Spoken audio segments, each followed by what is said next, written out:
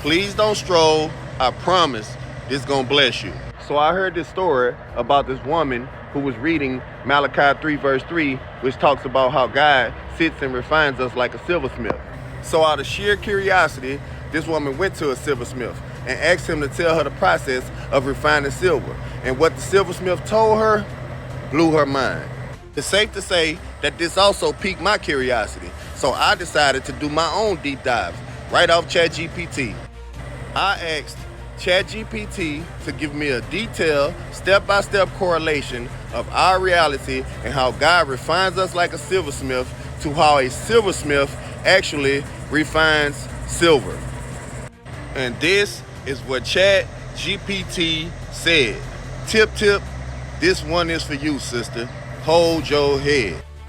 ChatGPT says, sure, here's a detailed step-by-step correlation.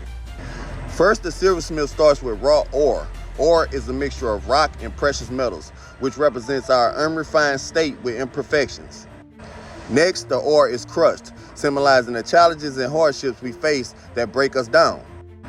Then, the crushed ore is mixed with water and chemicals to separate the silver, representing the process of self-reflection and seeking guidance.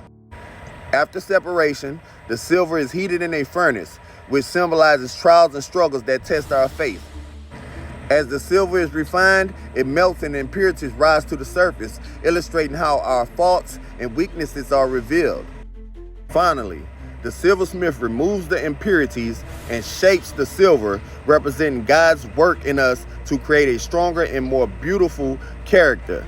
Throughout this process, the silversmith must keep a close eye on the silver, just as God watches over us during our refining journey. Thank you, Lord. In the woman's story from earlier, she asked the silversmith, how do you know when it's finished? And the silversmith smiled and said, when I can look at it and see my image.